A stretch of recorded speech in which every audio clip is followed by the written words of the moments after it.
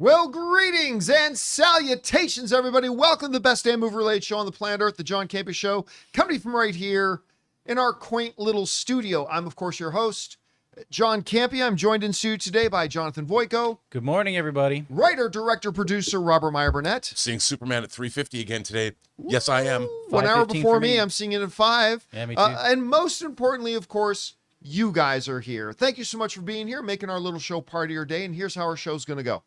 We're going to start off by talking about a number of predetermined topics we got lined up for you guys. Then in the second part of the show, that's when we take your comments and questions. If you have a thought, theory, opinion, question, or topic you'd like us to address, and we reserve the right not to address it if we think it's inappropriate for the show, but go ahead and fire it on into our tip link at www.streamelements.com/John Campea/tip. Now, here's the really good news about this tip link. It's actually good 24 hours a day, 7 days a week.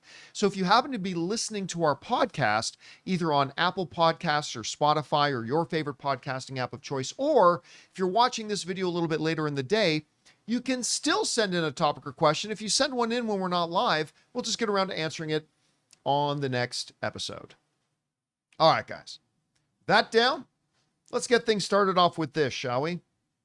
As Robert already kind of mentioned, it's the official opening day for Superman. Superman's already kind of open to the public with the big advanced fan screenings that they held all over the country the other night, and tens of thousands, if not hundreds of thousands of fans went to go see it. But today is the official opening day, and the days that will count towards the opening weekend box office number. Now, there have been a lot of discussion, even here on this show, about what will it do. Admittedly, and I am no Superman hater. You know that. I'm a super big fan. This has been my most anticipated film of the year. But if you've watched me this year, you know I am more pessimistic about the box office potential of Superman than a lot of other fans are. Not because I don't think the movie's great, because I do think it's great, but because the understanding, and I've been saying this all year, that this Superman is coming to us with trunk loads of baggage. Baggage not of its own making, but the baggage of, this is like the 6th rendition of Superman we've had in the last, number of years.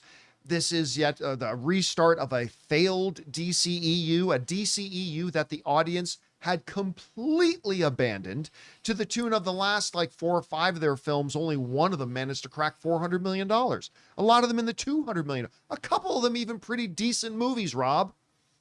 But nobody went to go see them. It's bringing all of this baggage along with it. And that's why I've always said it's more important for the movie to be good, to start to rehabilitate the image of DC so future movies can make more money than this. But even with my pessimism, I do have to say the response, the tracking numbers we've talked about, they're saying the tracking right now is bottoming out anywhere between 120, 130 million, but maybe as high as 170 plus million dollars. I remain skeptical. So the question is that somebody wrote into me, can this Superman become just the 3rd film of the entire year? Remember, we're past the halfway mark of the year now. And as of right now, only 2 movies have opened to higher than $100 million. As we look at the top grossing films of the year so far, at least as far as opening weekends go, How to Train Your Dragon as the 5th biggest with 84.6 million. Captain America Brave New World at 4 with an $88.8 million opening. Jurassic World Rebirth, it was 91. They adjusted it up to $92 million opening weekend. Then you had the big ones. Lilo and Stitch opened to $146 million opening weekend, which was, bravo. That's huge. And Minecraft. Minecraft opened to $162.7 million. Movie I didn't hate. I didn't particularly like either, but it is what it is. If Superman is able to crack that $100 million mark, it would become just the 3rd film of the entire year to accomplish such a feat. I have to say that even with my pessimism regarding exactly how big this weekend can be and how big the movie overall, I'm already seeing a bunch of people saying it's going to be $1 billion. It's going to be $1 billion. I do not believe Superman's going to be $1 billion. Opening weekend billion, baby. Opening weekend multi-billions. Never done before. Never happened before. Superman's the one to do it. No, I don't think Superman's going to be $1 billion film. I don't think it had any chance ever of being $1 billion film. Future DC movies might.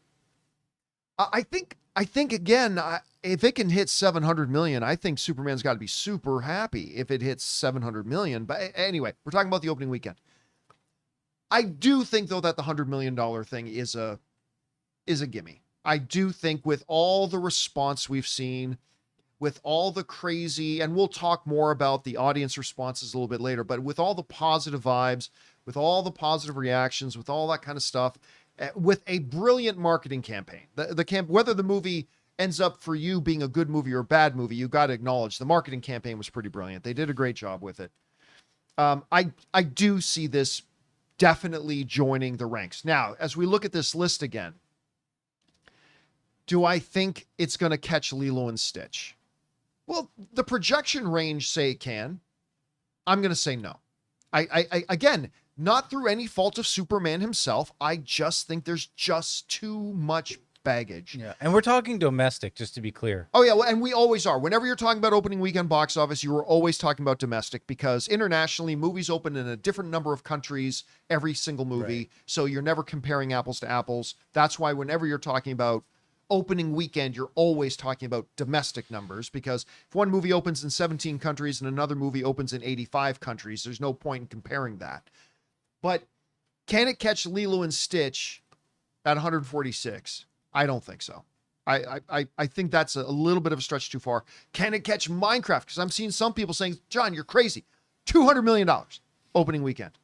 I mean, I would From your mouth love to God's that. ears. I would love it. That would There's be, estimates Warner Brothers worldwide would love for it that, too. but not domestic. oh my God. That would be amazing. Oh, yeah. But it ain't going to happen. And I certainly don't think it's going to catch Minecraft. So the $100 million, yes, absolutely. It's going to become only the third film of the year to do it. Can it get that number 2 spot from Lilo and Stitch? Oof. I would love to be wrong, but I'm going to say no. So 100 million, yes. 140? No. Anyway, Rob, what do you think about this and its chances of being... Oh, by the way, let me just throw in one other thing. The highest opening weekend for any Superman movie ever, like true Superman movie, is this one. My boy, Henry, with the most underrated comic book film of all time.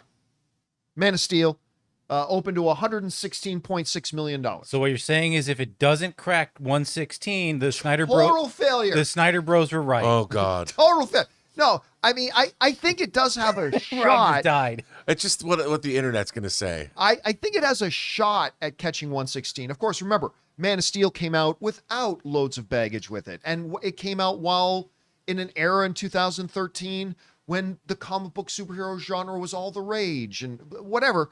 Can it catch 116?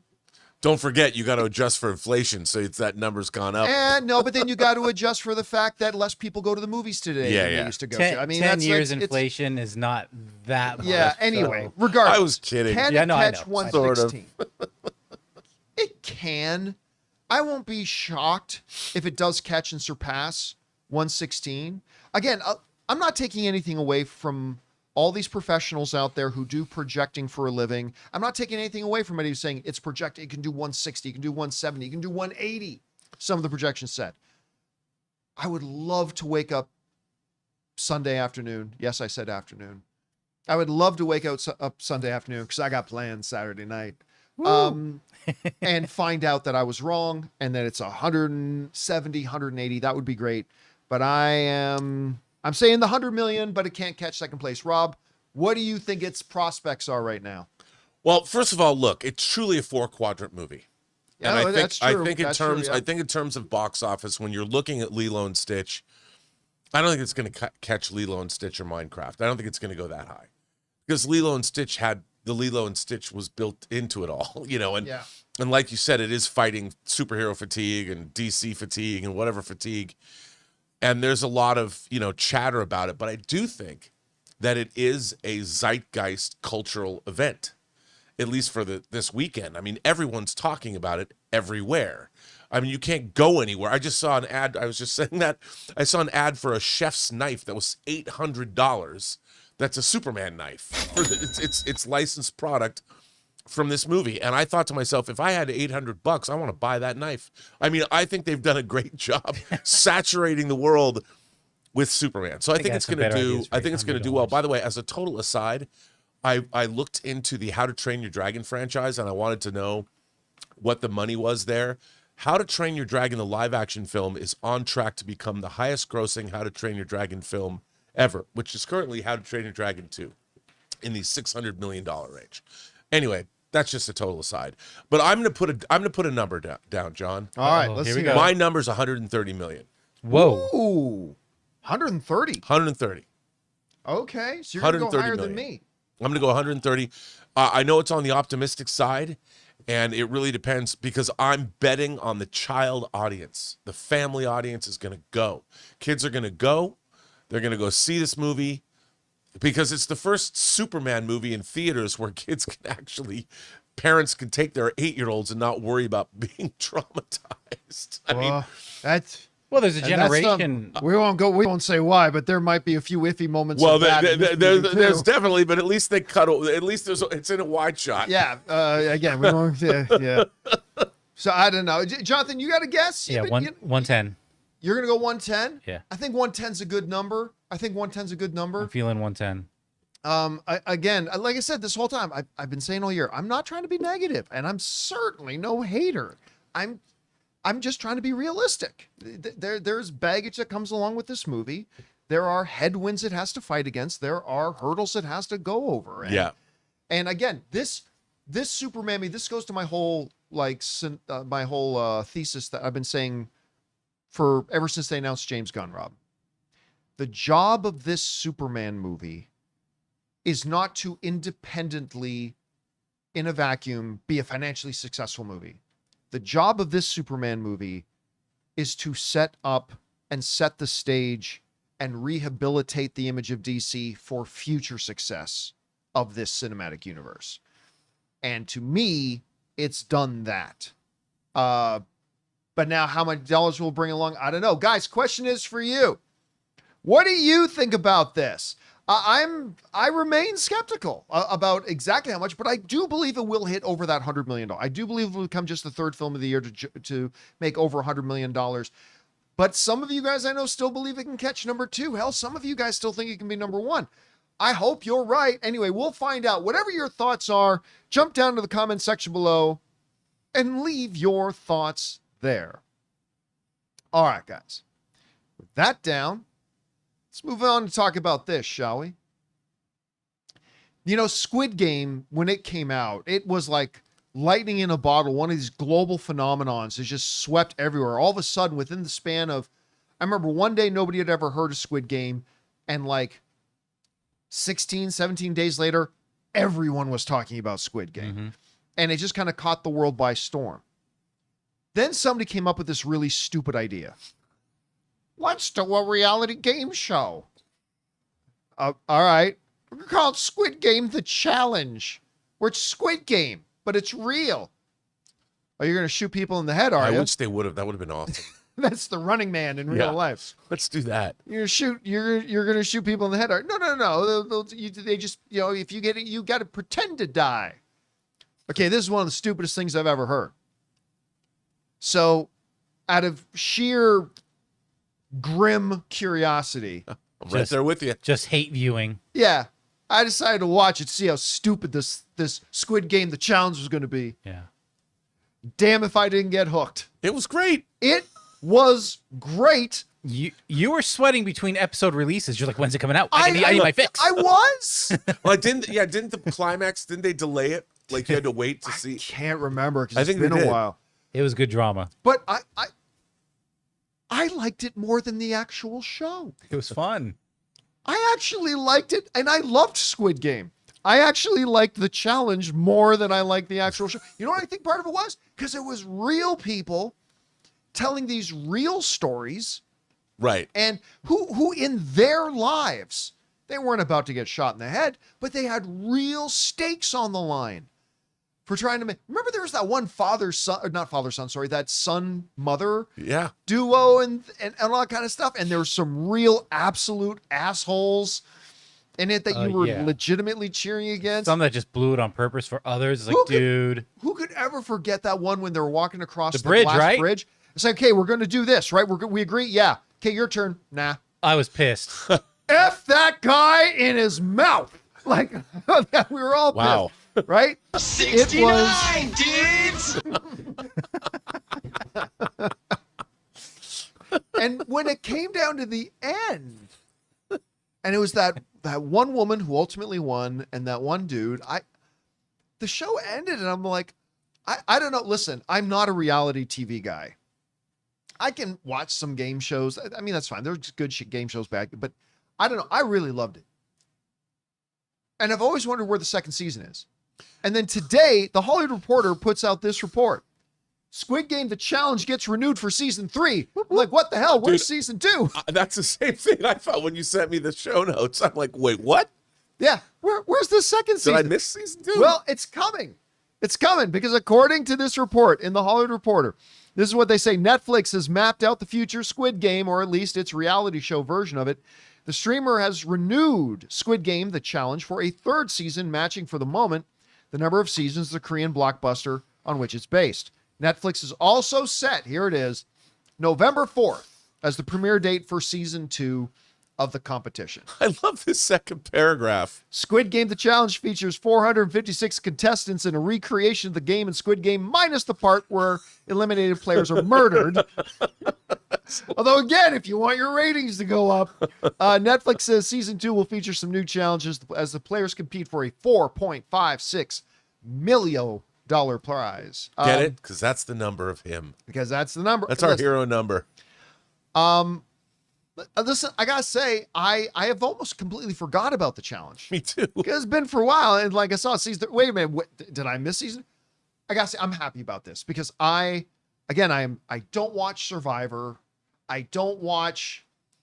What is it? The douche. The Amazing Race. The Bachelor. The douche. The Bachelor. Same thing. They need to someone's got to make that show. The douche. The douche. Oh, they have. It's been on don't- Bravo for decades. I don't watch Amazing Race. Hell, I'm an MMA guy, and I even stopped watching Ultimate Fighter because it was so stupid. I'm not one of these, but there was something about this one, man. By the way, I completely had love me that hooked. they added Battleship.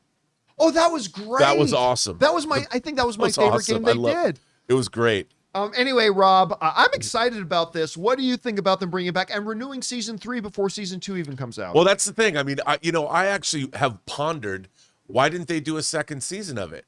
And it's been a while. And Yeah. and then when you sent me the show notes, I had to click on the link and it said before season 2 has debuted, they've renewed it. And I'm like, well, okay. But you know what? It makes sense to me that they were waiting for season 2 and 3 to come out before they did all this. I'll bet they've even shot season 3 already.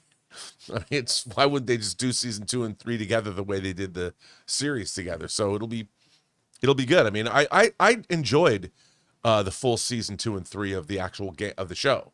So I can't wait to see it. It was just fun. They did a really good job, and the fact that they had games that weren't in Squid Game, like Battleship, Right. You know, I thought that was really Some clever. recognizability. So there. I'm sure they're gonna have more and more games, and you know, it was fun to watch. You know what made it surprising too? I remember like episode 1 or 2, like they'd particularly focus on one player and give their full backstory, right? And in traditional TV, thought that, well, this guy's not getting but he's out. Like they spent all this time on this guy. So like they did a great job of constantly making you like surprised Yeah. and like twists and stuff. It was just There really was well also a lot of great moments. Let's be like, there were some backstabbing moments, but there were a lot of moments of like self-sacrifice. Yep. Yeah. Like you got to see the best in people sometimes. Anyway, I'm a fan. Guys, question is for you. Let's do it. Did you watch Squid Game, the challenge? If so, did you even know season 2 was coming? I certainly did, but apparently now it's season 3 as well. Whatever you guys thought, jump down to the comment section below and let us know your thoughts. The Douche, only on Fridays on Peacock. If he's not busy. All right. With that down, guys, let's talk about this, shall we? When you're talking about blockbuster entertainment, you're not necessarily talking about Garfield. Garfield, the movie, or sorry, yes, no, not Garfield the movie, the Garfield movie. Garfield movie. Yeah. Not Garfield the movie, the Garfield movie, with the voice of Chris Pratt, also the voice of Mario, came out. And listen, it only made $260 million worldwide. But the movie only cost $60 million to make. And you could tell. The movie wasn't very good.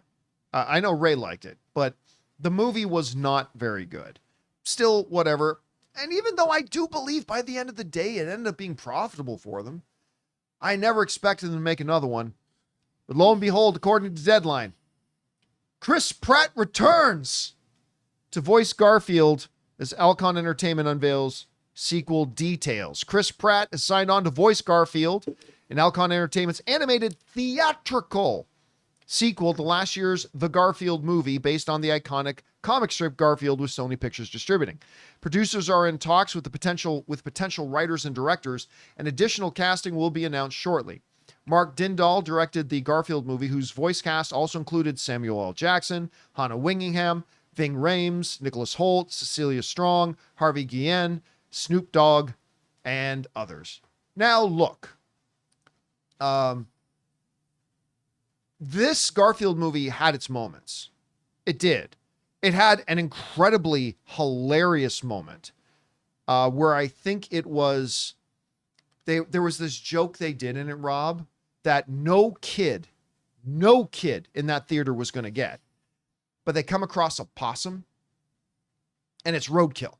Like it's run over by a car.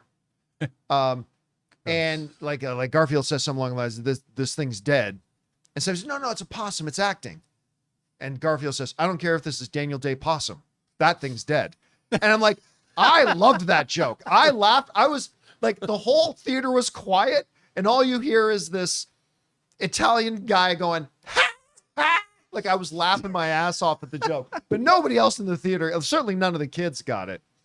But it had some endearing moments. Like, it wasn't a terrible movie, but it was not very good. And while it may have been profitable, only $260 million worth of people worldwide went to go see it. Like, to me, these are the types of numbers that you go, if you're the guy in the studio, you go, whew, okay, it was a win. We made some money on it. Let's take the win and go home. I don't think this movie will do as well as the last one. I really don't. I don't see the point in doing this. I don't know why Chris Pratt will come back and do it. Jonathan kind of pointed out the reason to me earlier. I got an idea. Yeah, it has to do with dollars. I mean, he's getting dollars other places too, but I don't know. I think this is a mistake. Rob, what do you think about this? Well, Garfield's not exactly at the height of his pop culture powers. No. And what did the Garfield, it was 20 years between Garfield movies. Like one came out in 2004 and the other one came out in 2020. Bill Murray did the voice of Garfield before or something? Something like that. Look, you know what? If I'm just happy they're making another movie and people are getting paid. And if Chris Pratt, if the movie was only made for 60 million plus marketing and it made 250, maybe it broke even. Maybe I think it was probably profitable. And animated films have a much bigger life because people will watch them forever. Kids will watch animated movies forever. They're not sitting down going, Are they watching this one though? Are they watching this one? I think kids will watch anything that's animated. So obviously there is some dollar value, and Chris Pratt probably has to work for an afternoon voicing Garfield. Just voice the whole thing in an afternoon. So yeah, I mean, and he probably gets a nice paycheck. He has a little back end deal. So for him, I'm sure it's great. And you know what? Maybe they'll come up with a really scintillating plot. You're right. It'll just be hard hitting. It'll be like The Empire Strikes Back of the Garfield franchise, The Godfather 2 of the Garfield franchise. Strikes Back of the Garfield franchise. What does he shoot like Otis or Odie in the head and a boat? Odie never told you what happened to your mother. Told me enough. But yeah, I mean, hey, movies getting made, people getting paid. That's what I like to see. And again, I got to reemphasize, the first one, as low as it was and as bad as it was, it made money. Yeah. It made money. So I don't know. Guys, question is for you. What do you think about this? Are you excited about the fact that they're going to make the Garfield movie too? I can barely contain my enthusiasm. Whatever you guys think about it, jump down into the comment section below and let us know your thoughts. All right, guys. With that down, let's move on to this. You know, the other night we did Reaction Watch for Superman as the reaction embargo was, and now we know when Reaction Watch for Fantastic Four is. It's going to be on July 21st at 10 p.m. Los Angeles time. That's 1 a.m. for you guys on the East Coast. It's going to be late night. How do we know this? Because the studios now let the critics know when the review embargoes are. And there's two embargoes. There's the social media reaction. Right. And then there's the full movie review embargo. They're literally only hours apart from each other in this case. As this is coming at us from Superhero Hype, the Fantastic Four First Steps social media embargo will lift on the 21st at 10 p.m. Los Angeles time. What day is that? That should be 24th is the Thursday. 23. It's Monday. Monday. Okay, it's Monday. Okay, good. So it's Several days before Comic-Con. it comes out. Yeah. Now, the full review embargo lifts only 11 hours later at 9 a.m. Los Angeles time Tuesday. on the next day. It's pretty good. So we're literally going to be doing Reaction Watch one night, and then the next day on the John Campea Show, literally talking about the full reviews coming out, which is interesting. So for those of you wondering, when are we going to get our first look at what people are thinking about Fantastic Four, other than like the other day we talked about the fact in Brazil they showed 30 minutes of the movie to a bunch of fans and some media, and the reaction to that was great, but it was only 30 minutes of the movie. And now we know Monday, I believe it's Monday. Double check that for me, will you, Jonathan? Sure. Monday, July 21st. So that is that's 11 Monday. days from now. What's that? That's a Monday. 11 days from now is when we are going to get our first legit reactions to Fantastic Four, followed up very quickly by the full reviews the next day. Now, as a little side note, a lot of film critics are not happy about this. And I kind of get it. But the reason the critics aren't happy about it, because this is early enough, putting like 4 days in advance. Their problem is a bunch of the critics are only seeing the movie that Monday. And they've got to write their full reviews by 9 a.m. the next morning.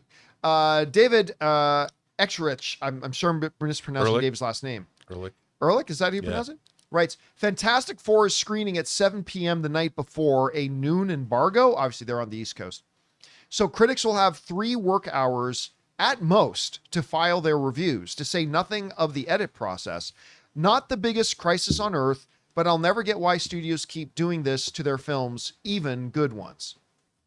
And he's got a point about that. I mean, listen, the review... Whatever happened to you're on the sidewalk with your typewriter. I mean, filing that story. His Come girl, on. his girl sports Friday reporters are literally typing in the stands. in the phone booth. Yeah. With their cigar. They're literally doing their reports from there. That was a good movie. Say yeah. People But are I like, do what's a get phone it. booth? I mean, I do get it. Like when we're not talking about these losers like YouTube with their webcams. I'm a film critic, like John Campea. No, we're not. We are not legitimate film critics.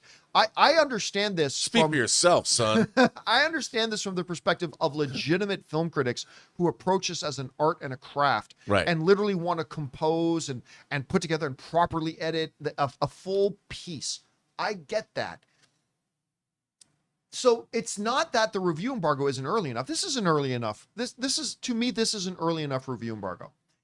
But I do wonder, like, if you're setting the review embargo on these days, why not show it to these critics 2 days before Right, like the that review weekend. embargo lift, right? Now, I will also say, in response to this, that, hey, listen, dude, sports reporters got to have their pieces done within the hour. All right? Yeah. But on top of that, I would also say there is no law anywhere. Like if the review embargo lists at 9 a.m. the next morning, there's no law anywhere that says you got to have your review ready by 9 a.m. Put it out at 10 or 11 or 12 or 1 or 2 or 3 or 4. You want it out at 9 just to be the first. And I also get that. I do. Believe me, I'm very sympathetic for that. But I mean, there is no rule that says you have to have this review out by the time the embargo lifts.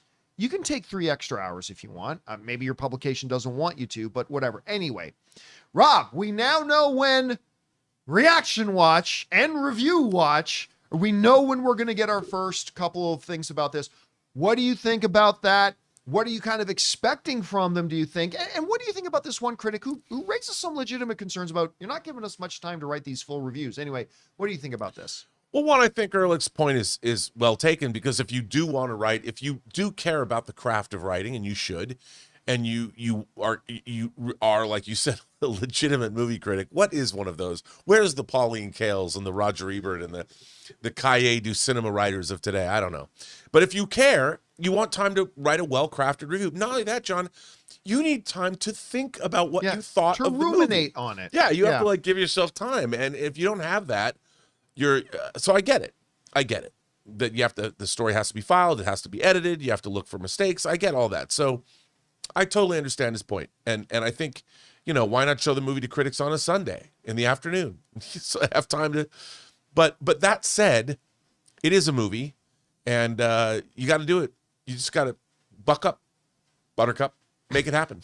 Now, by the way, I did finally watch that scene they put out with the Silver Surfer doing I herald the beginning, I herald your end, I herald Galactus. Celebrate, be close to your loved one. Like, I watched that whole scene. We've seen portions. This is just like the "you're late" scene. We saw portions of it. It's like, fine. But then you saw the scene in context. It was like, oh, that's actually great. That Silver Surfer scene was great. It is great. I was getting emotionally moved by it. I wish he had said what the timeline was. Like, you have 400 of your Earth days, or you have 200 of your Earth, or whatever. But that was pretty scene. Anyway, with everything we've got now, some of the little early fan reactions, the clips we're now seeing, and I'm sure they're really about to ramp up their marketing campaign. What are you kind of expecting at this point from what those early reactions and reviews are going to be once we hit the 21st? Well, we're hearing, I mean, the footage coming out of Brazil, the people were very enthusiastic. By the way, I've wanted to go to Brazil since I saw Moonraker back in 1979. That's just an aside. But I've always wanted to go to Brazil. But I think that was reassuring. That was the first time we had people, audiences, geek audiences, opining on an extended part of the film, which I was excited about. So, and what we've seen, these longer clips for the very first time, I now am like sitting up and going, wow, this now is looking like something I want to see. I want to see how are they going to get out of this. I also want to know if someone says in that movie, I would hit that looking at Silver Surfer, but because I was thinking that. But I want to know like what's going to, because don't you have it? Come on, we had a dude Silver Surfer, so wouldn't it be you could take her out, show her what humanity's all about. Don't eat our planet. We can have some fun. Look how good it is. James Kirk would do that. But I think the film it looks really good to me. These extended clips, and what I keep going back to the twitch in Ben Grimm's The Thing's face. Yeah. I keep going back to that. And even seeing the design work, like I love these space suits. I know, how I think. I'm like, I wonder if Hot Toys is going to make the Fantastic Four in their space suits. Somebody, they are. Some third party will do it. So Toys will do it or something. And I really want to see this movie. My enthusiasm for it gets greater the more I see of it. And I'm feeling good about that because I hadn't felt that way about this movie. Our enthusiasm for this movie has been pretty stagnant. Yeah, it really has. Until just recently when they've been releasing some of the scenes, because the trailers are fine. They're fine. I just, not great. There's something about it's Julia, what's her name? Who's playing Surfer? Surfer. There's something about that delivery I really like. Like, I could see myself reciting that speech, but people are going to recite that speech and they're going to add their own spin to it, and I could see the Family Guy parody of that scene or whatever, the Simpsons parody. Oh, she's in Weapons. Yeah, I know. Julia Garner, right? Yeah. By the way, that's a movie I'm getting more and more excited about seeing every single freaking day. Man, I can't wait. And that's we're a month away. Yeah. Yeah, less than a month away. That's going to be great. Man, I am really, that's the last movie this summer what else is coming out? I'm really excited to see Weapons. Yeah, that's going to be a good one. All right, guys. Question is for you. What do you think about this? We now know when Reaction Watch for Fantastic Four is going to be. It's going to be on the 21st. Reviews drop just like 11 hours later at 9 a.m. at LA time the very next day. What are you expecting to hear from those reactions and reviews when they do come out? Whatever you guys think, jump down to the comment section below and let us know your thoughts. All right, guys. With that down, let's move on to this, shall we? You know, the other day, while Superman today is the official opening day, the reality is tens and tens and tens of thousands of movie fans have already had a chance to see Superman.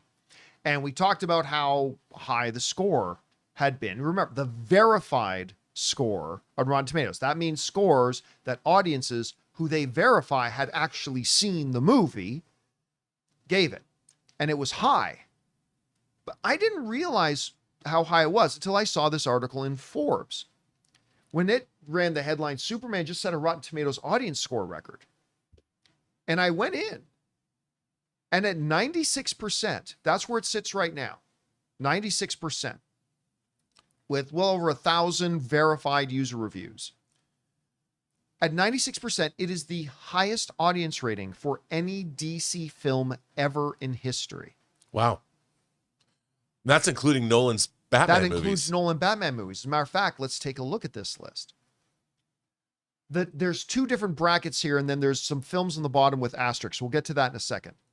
But officially, Superman right now stands as the highest audience-rated film ever in history at 96%. Second is Black Adam. A movie which I like, by the way. You know what? I got to tell you, I like it too. I didn't love it. No. But I liked it. I liked it. I had enough fun with it. All right. Then we had Wonder Woman, which I did think was great.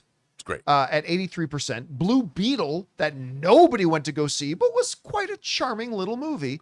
Also at 83%. What about Aquaman? That should be up there. Yeah, but it is not. Damn. Shazam at 82%. The Flash at 78%.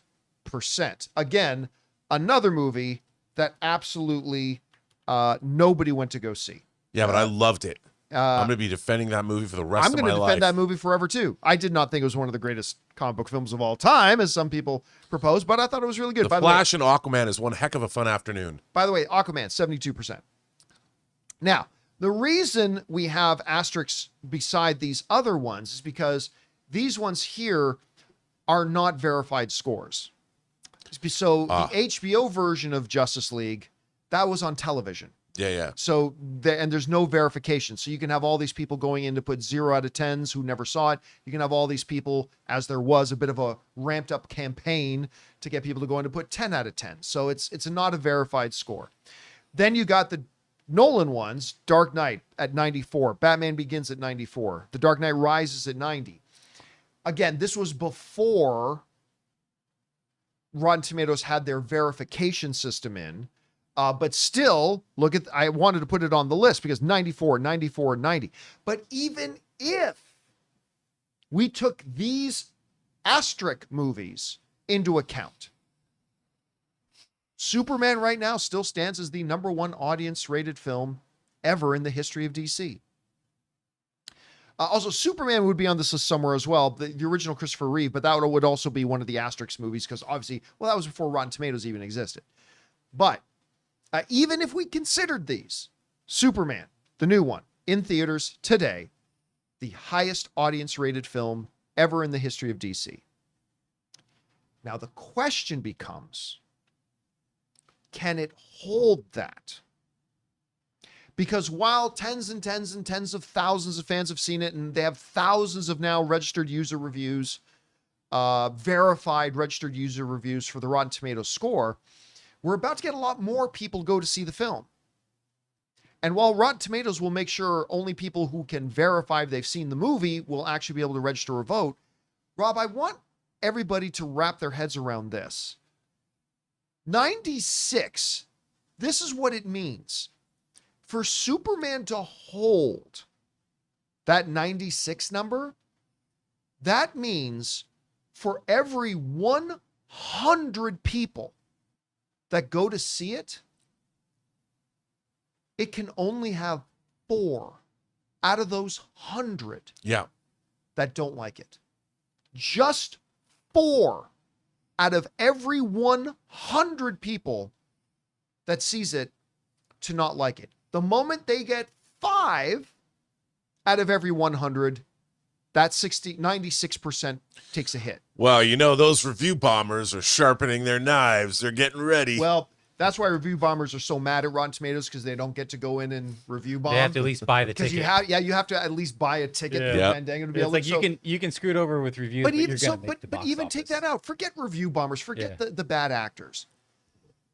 That is a tall order to say out of every 100, only 4 can walk out and say, I didn't like it. So I'm going to go out and say this. While I do believe the 96% is very representative, again, we have thousands and thousands and thousands, tens and tens of thousands of people see it. They're drawing from a pretty big well. I just don't see it holding 96.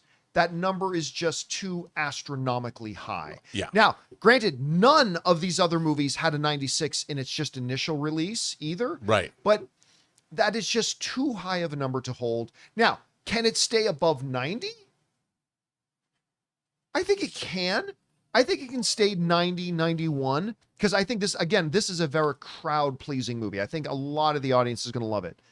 But I honestly, and again, this is not me being negative. I know I'm going to get the tweets are, yeah, you're so negative. I'm not being negative. I love this movie.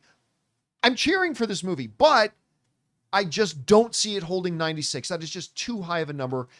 Even The Dark Knight, without verification, can't even hold a 96. So I do see that number coming down. Anyway, Rob, this is when I put this chart together and I was looking at the numbers, I was really shocked to see it. It actually is right now the highest audience rated DC film ever made, including Dark Knight, Batman Begins, and all that kind of stuff. But what do you think about where it's ranking right now? How much of a crowd pleaser do you think it will or won't be? And do you think it has a shot of holding on to that 96 rating? Well, I think, first of all, remember, the people that went to the Amazon screening were predisposed to loving the movie. They were excited. They went to see it. So I think that what you're getting is the elation. The 96% is the people that were like, had a great time. They're expecting to have a good time. They had a good time. But I would suggest too, they're also the people that were most set up to be disappointed.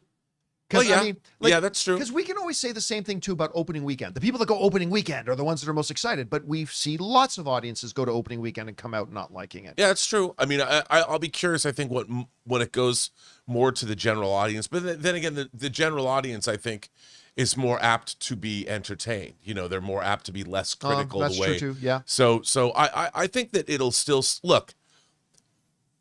I mean, you can get into analyzing you can analyze the superheroics of it all, the Superman of it all, the DC of it all, but the movie was just a damn entertaining 2 hours in the cinema. I mean, at the end of the day, man. I can sit here and psychoanalyze this movie, or not, that's the wrong word, but just analyze the movie to death.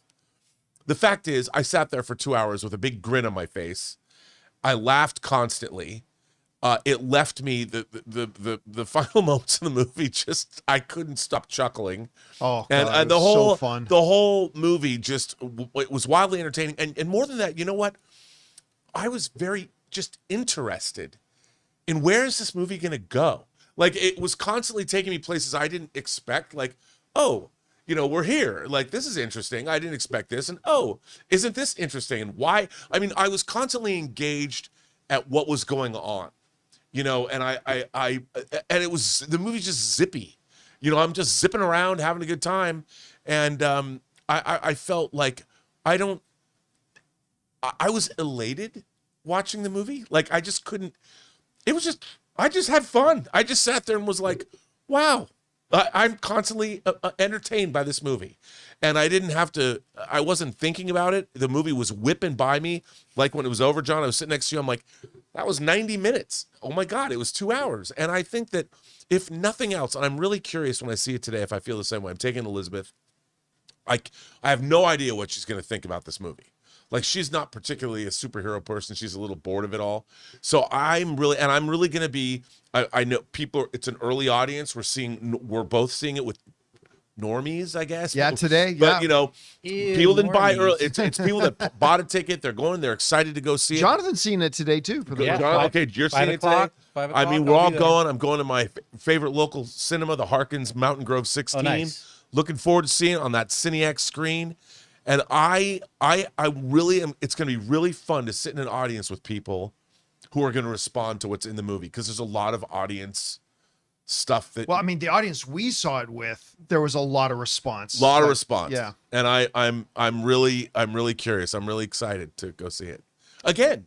I'm just because I know it's gonna put a smile on my face again. But again, for every 100 people that are going to go see it from here on out, can it realistically hold it to that? just No way. 4 out of No. every 100 that doesn't like But it? 96 is a great starting point for it then to settle. Yeah. You're not Yeah, starting yeah, at yeah, 89 yeah. and settling to like 81, 79. Yeah, you're not starting at 79 and settling down Yeah. at 71. Yeah. I mean, Yeah. it's great. I think it'll still. I think by the end of the day, it will still be the #1 verified audience thing out of, like, again, bringing up the list, seeing that Black Adam is at #2 at 85. I think it'll still be above 85. Like, I can see less than 15 people per 100 not liking it. Right. Yeah. Can it hold 94? I don't know. But yeah. Again, 4 out of 100 is just too much. And again, I know I'm going to get comments, John, you're always being so negative. I'm not trying to be negative. I'm just trying to be realistic here. It's too high. I still can't believe Aquaman's 72%. What's up with that? Yes, and I The movie think made $1 billion. you know what his critic rating is? 66. I mean, that's First only Aquaman was 6% good. off of the 72 from the audience, but I mean, it's. You know what I loved about I still that? remember when we went to Universal City. We did. City Walk to go see that. Yeah, I remember we came out of it and we were like, "Holy crap!" that Yeah, was fun. I mean, dude, there's guys on armored seahorses and sharks fighting each other. A win for me. That's a win, baby. And it stood on its own. I mean, you really didn't need to know the rest of the DCU. No. But here's the thing I'm wondering, and we kind of alluded to this and brought this up the other day. I am wondering about this, honestly. Because we were talking about seeing it again, and Jonathan said to me something along the lines of, I bet you're going to like it even more the second time. And I'm like, yeah, I probably will. But then I thought about it. Because I do not think Superman is a perfect movie. There are things and elements about it that I think could have been better. Yeah. And I remember I said to you guys, I said, I am now wondering, now that I've seen the movie and I love it and all that kind of stuff, and I was just kind of washed into the whole experience of the movie and having so much fun, I do wonder if on my second viewing, the little parts that I thought could have been improved upon, I wonder if those might bug me more the second time. Yeah. I mean, it's not going to take it to the point that I don't like. I just like this movie too much. That's not going to happen. But I wonder if my second viewing, the parts that I didn't like might irritate me a little bit more. The short shrifting of Wendell Pierce. Yeah. That was something that really bothered me. But I mean, nothing. That was a lack of something. There was nothing Perry White does in the movie that I didn't like. Oh yeah. But I mean, like something like, well, again, I don't want to go into. I'm not going to go into any details. But like something like, well, that element, even while watching the movie, I knew I didn't like that, and I wonder. But then the next great thing happens, and I'm just moved on. But I wonder if it might bother me a little bit, because sometimes that happens. Sometimes that happens where I'll watch a movie and I'll love it, and then I'll watch it again, and I'll still love it, but it's like the little things that I didn't like started to bug the me a little little bit more. things. Yeah. Or there may be something contextually, I don't know why I said it like that, contextually that adds some credence to some of the things you might have been irritated at. You know what? That's true. Maybe the second time I watch it, the little things that bug me, I go, oh, actually, this feels better this time. Maybe. Because I got a bigger context. So I don't know. my take on that was more like, because what Rob was saying was that you really have to be prepared for this world of Superman, which we have never kind of seen before. And it takes time to like be in it and not be out of it, saying, I've never seen a world like this. So if you watch it on the second time, you've already been kind of baptized in that world, right? And maybe that kind of washes away and you accept it more, you know? Yeah, that's true. First of all, Lobo, I'm going to say something. Lobo is not in this movie. There's no Lobo cameo. Reverse spoiler. All I can say is after this movie's over, and I've been thinking about this, there's got to be a scene, and people will know why I'm saying this now. There has got to be a scene. I want to call it the Lobo visits a bar scene. I don't know. There's got to be some scene in Supergirl where that we're going to see it in a year where Lobo goes to a bar and gets and parties, and the fact Well, now that we just saw Jason Momoa in a mosh pit. I know, I know, but So why not? And there's more to it than that people understand contextually what I'm saying. I just it's something this movie left me with that has not stopped putting a smile on my face since then. The Lobo, I'm just calling it the Lobo party scene. There's going to be, I mean, the Tom King run of Supergirl that they're basing this movie on is amazing. It's amazing, but it's hardcore.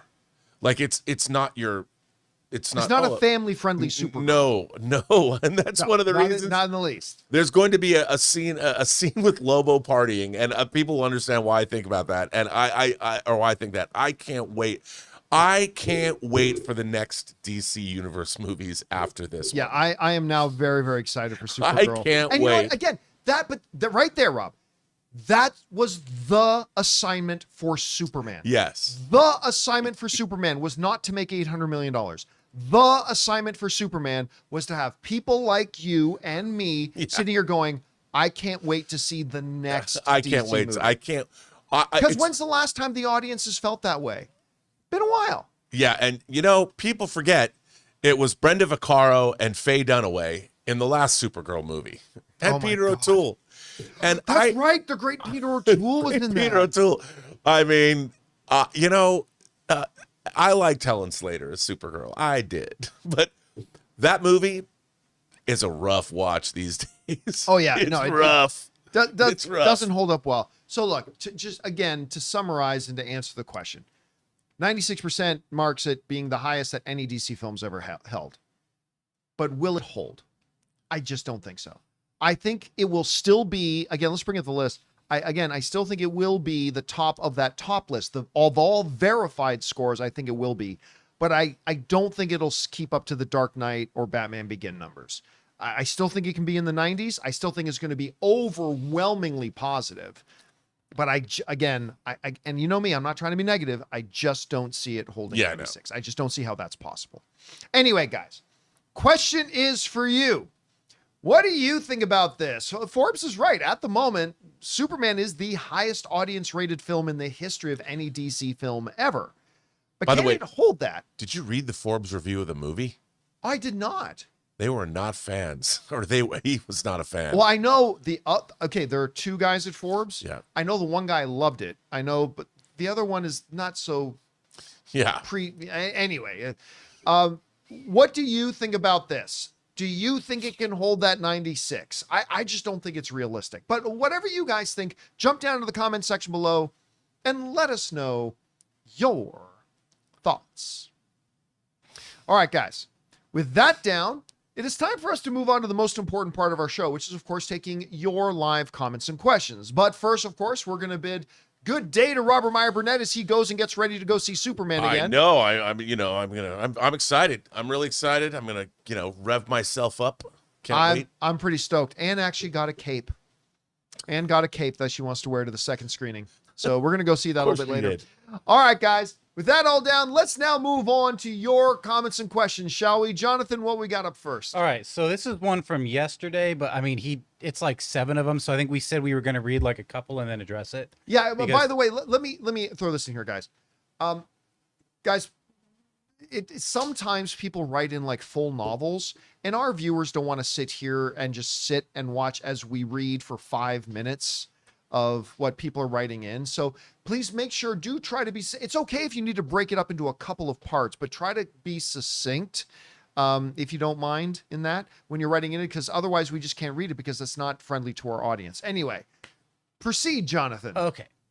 Jeff says, you said the Superman was created by a fellow Canadian. I get why you said that, but it's a bit of a stretch. It is not a stretch. It's a legitimate fact. The character was created by 2 Jewish boys raised in Ohio, Cleveland, Ohio, that met in high school. One of them, Joe Shuster, was born in Toronto, but his family migrated from Amsterdam due to a dangerous and deadly rise of anti-Semitism, pre-World War I Europe, Russia, etc. His family migrated for safety to Canada. Yeah, but he's Canadian. Yeah. He's Canadian. I know you Americans right now are having some kind of idiot debate about if you're born in America, are you actually American? Yes, you moron. You're actually American if you're born in America. But you're born in Canada. You're Canadian. It is what it is. He was created by a Canadian. Yeah. It is. Fact's a fact, Jack. All right. Because the flip side would be like, if he was born in New York and migrated to Amsterdam where he created, you'd be like, well, he was an American. You know? Yeah. The reverse. So I'm Yeah. just saying. Anyway. All right. Okay. What's now next? I've got to find the thing because I have it bumped down way low. So bear with me 1 second here. Let me just move up and then we can read this. Dalton, my two favorite movie news guys, John Campea and Christian Harloff, gave Superman glowing reviews. So I'm pretty excited. Going to see it tonight. By the way, you and Christian should do a show together soon. It's tough. I mean, like Christian and I do stuff every once in a while, but it is tough because there's two elements. One, we're both really busy. But two, now that he lives out on the East Coast, we are also now time challenged. Like Right. we're 3 hours off from each other when we do it. But yeah, you'll definitely. Actually, I just texted him the other day.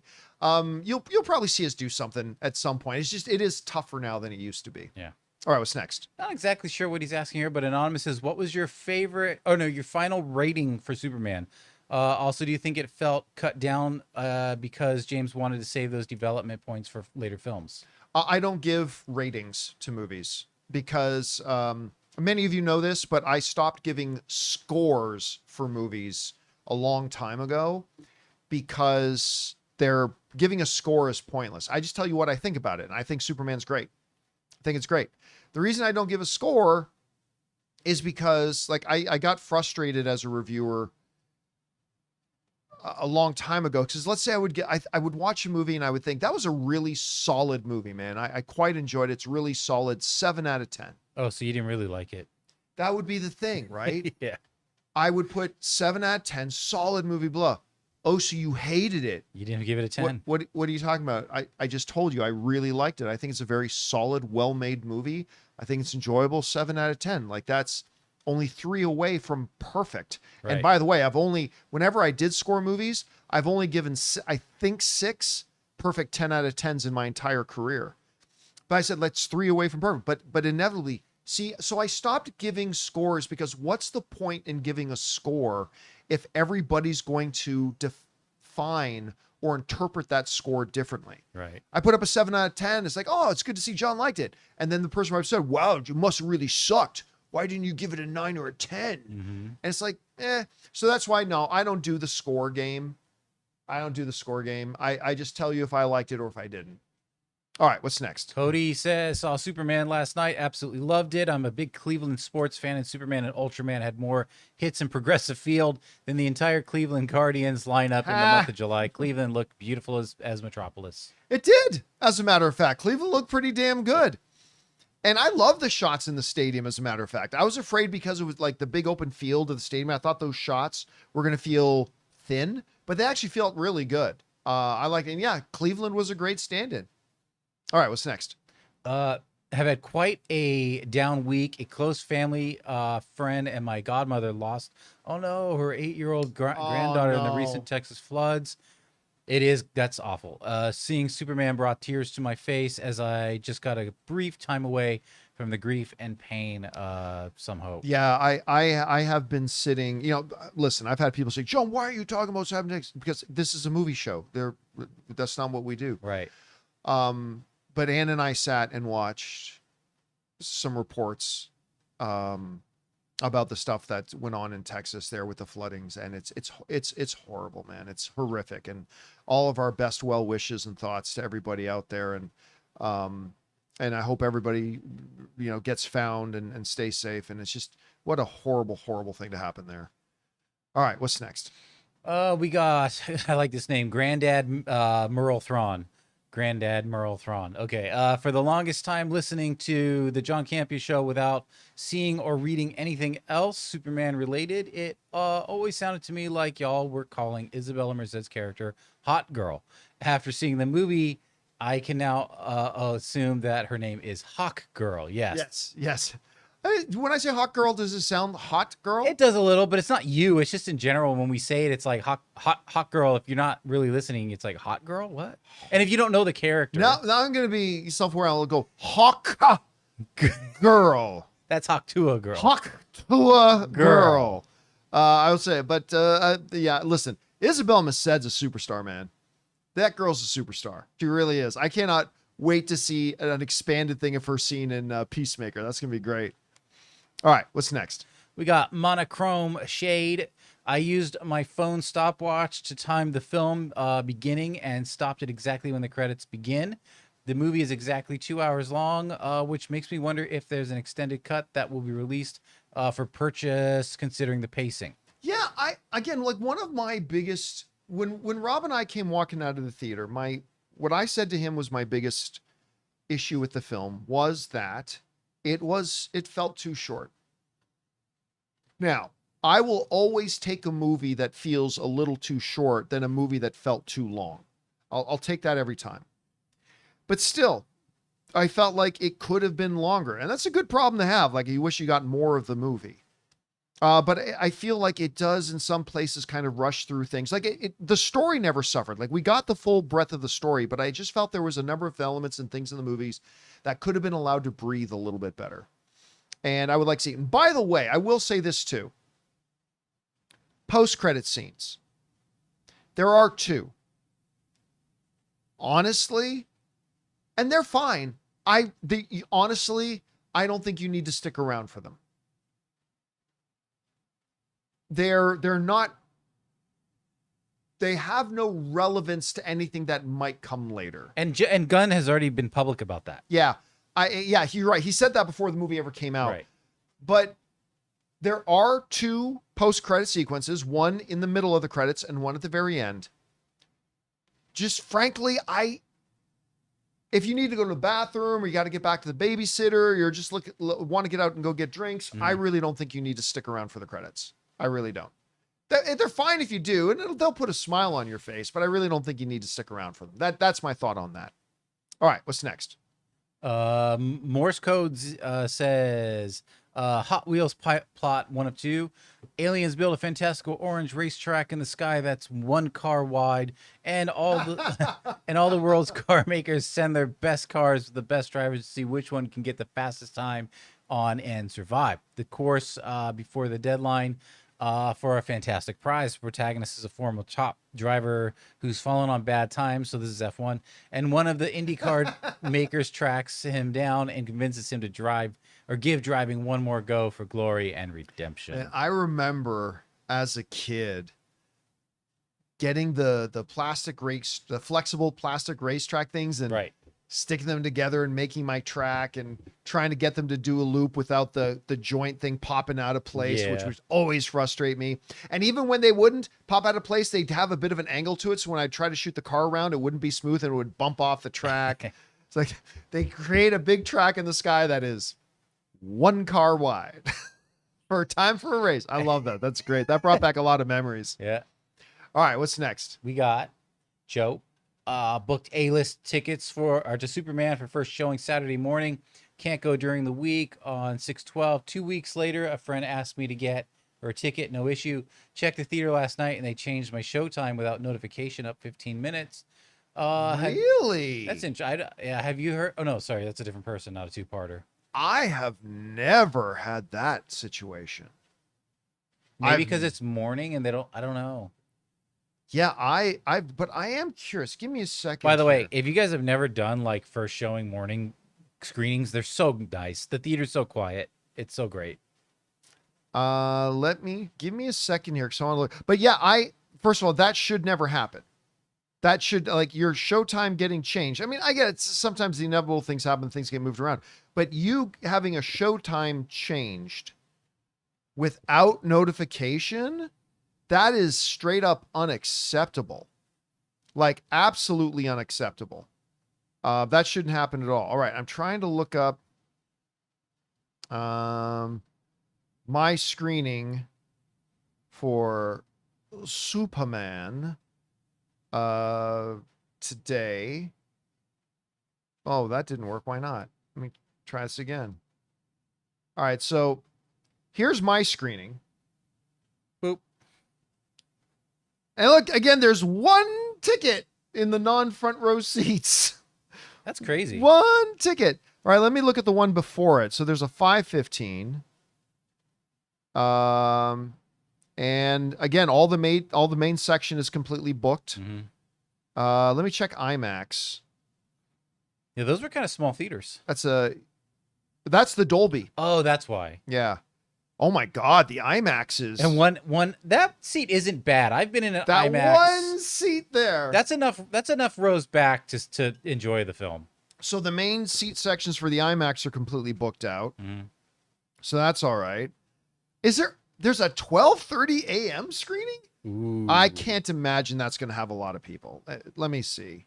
12:30 a.m. Yeah. I'll tell you what, that's more than I that's thought still there would pretty be good. at 12:30 in the morning. Yeah. Especially since there's no need to go see it at 12:30 in the morning. That's not bad. So the Dolbys are all kind of sold out. What about, look at that 3D. I bet you nobody's going to 3D.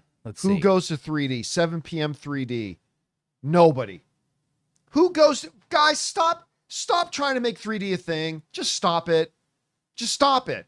Stop wasting screens and putting out stupid, useless 3D. Like, nobody wants it. Look at that. These are all full. No one's going to go see. 7 p.m. prime time. Nobody's there. I'm scared of the people that went to the 1015 3D. Yeah. Like, who are those people? I don't think there is anybody in there. Anyway, sorry. We need to get back to the questions. Oh, yeah, What's that's next? what we were doing. Isaac Dreammaker says, have you heard of any updates on Spider-Man Beyond the Spider-Verse? I know rumors are being spread online that the delay is due to controversy behind Shamik Moore. Is this true? Zero, none. Nobody. People always have to find some controversy. No, that believe me, that had nothing to do with it. Listen, even if the whole thing with Shamik Moore was a big deal, guess what? He's not actually in the movie. You just get somebody else whose voice kind of sounds like him. You swap him out. That's definitely not anything delaying the movie. Anybody who says otherwise is stupid. That's not anything delaying the movie. All right, what's next? The McWhopper. Howdy, John. I'm scooping what you're pooping about Superman. I'm taking my lady to see it on Sunday. We'll make sure you wash your hands first. Just curious, what kind of Batman do you think will fit in this kind of DCEU, light or dark? It won't be light. James Gunn, we did a story on this a couple weeks ago. James Gunn came out and said, I don't want a Superman that's funny and making jokes. Right, yeah. Like he's straight up.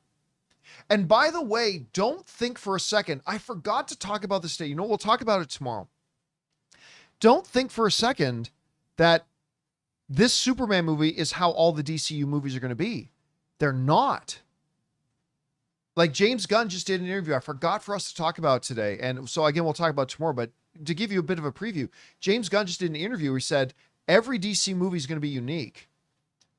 Because like we got Supergirl coming, he said that's going to be very different from Superman. And they said like, and then we got the Clayface movie coming. He said that's a body horror movie. We're going to have R-rated films. We're going to have like all this stuff. So none of them are going to be the same. But yeah, with Batman, it ain't going to be a light Batman. It is not going to be a light Batman. I don't know that he'll be as dark and brooding and as emo as like Robert Pattinson Batman. And I love that Batman. I don't think it'll be that dark, but it is definitely not going to be a light Batman. All right, what's next? Alex Von Gollum says, akin to your dream movie being a Star Wars directed by Spielberg, mine is Villeneuve directing select chapters of the Silmarillion. Next notch if Gilroy pens the script. With the way he introduces places, civilizations like Dune, the movie would be whimsical. Sure, but name any great director would do a great job with that. Of course, him doing it would be particularly special. It does, again, bring up the issue, and I've been saying this since the movie. I still remember writing an article about this on the movie blog decades ago. It's an unfilmable book. The Silmarillion is just an unfilmable book. I just don't see any way to make that into a coherent, self-contained, narrative flowing, audience engaging story out of it. The book is brilliant, but it lives and it belongs in that medium. I just don't see how you ever make a movie out of it. All right, what's next? All right, we got somebody saying in live chat, so was Dune. Nowhere near this level. No. Dune is a narrative start to beginning, middle, and end story structure, very tricky to do. Absolutely. The Silmarillion is a totally different thing. There's Completely hardly any different. dialogue in the Silmarillion too. I mean, it's so much. It's a lot of exposition. Yeah. All right, what's next? Test name, please ignore. OMG, I just watched Ballerina, and this movie was the best I've seen this year. Ana de Armas was freaking awesome. It's so brutal. I was not expecting the amount of body damage in this movie. Also, the scene location was perfect. It's a great movie. And I remember, look, it's not going to win any Oscars for screenplay, but remember, to me, movies are experiential events. Do they deliver an experience? And Ballerina for me did it. Look, I'm not saying it's as good as John Wick 4. I'm not saying that, but it is a fun, exciting, violent, well choreographed, well shot movie. It's a lot of fun. I wish more people went to go see it because it flopped. But man, more people should have gone seen it. It was a really, really fun film. All right, what's next? Blake, I have Superman tickets for tonight. For me and the kiddos, haven't had this nervous energy for film since Force Awakens. John, you have the magical powers to remake or wipe from existence either the Star Wars prequels or the trilogy, sequels. Prequels or sequels, what's your move? Oh, easily. The prequels. They're all garbage. They're all hot, steaming garbage. At least with the sequels, the first one was good. And it did move forward. Yeah, and it moved the story forward. I mean, so at least we had The Force Awakens. Return of the Jedi. The Last Jedi was a bit of a coin flip. Yeah. And then, I mean, Rise of Skywalker was just utter gutter trash. It was so bad. I did an entire 30+ minute documentary editorial on why that movie was so horrible. But with the prequels, I mean, that's just pure dog shit straight out of the anus from start to finish. So yeah, first of all, let me reaffirm, none of them should be deleted. They're canon, and canon is canon. So none of them, I don't care how much I don't like the prequels. I don't care how much I don't like the Rise of Skywalker. Doesn't matter. They're canon. None of them should be touched. They are what they are. We just got to deal with it. They are what they are. None of the, But if for whatever reason the movie gods came to me and said, snap of a finger and we're going to delete one of them, the prequels or the sequels, I definitely delete the prequels. 100%. All right, what's next? We got Blake again.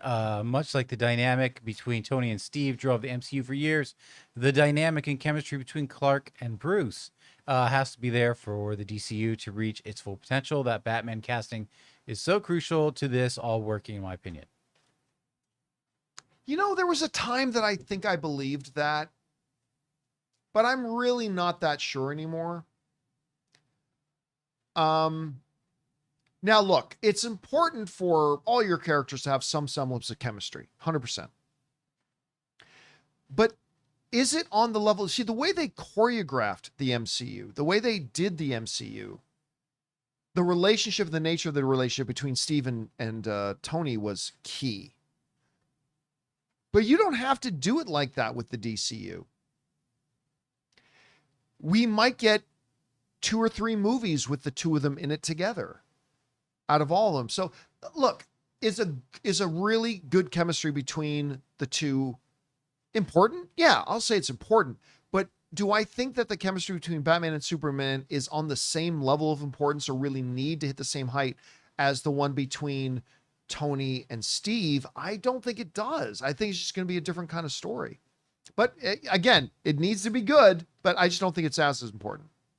All right, what's next? Wendell Clark Kent with a 2-parter. Maybe too late, but here are some Calgary highlights. 1.5 hours east is the Royal Tyrrell Dinosaur Museum and the Canadian Badlands. 1.5 hours west is Banff, which I personally love, in Lake Louise. I know John loves it too. It's the most beautiful place on earth. And I got to be there in the winter and the summer, 2 different times, obviously, but 2 different years. And Kananaskis, I probably said that wrong. Superman 78 Open Range Inception was filmed there. In Calgary proper, the Stampede is currently happening, ends this weekend. You can go to the zoo and visit the giraffe from The Last of Us. If you go to the Olympic Park. That's right, that's where they shot The Last of Us. Yeah, if you go to the Olympic Park, you can sit in the actual sled they used from Cool Runnings. Yeah, I've watched a video on the Olympic Park in Calgary now.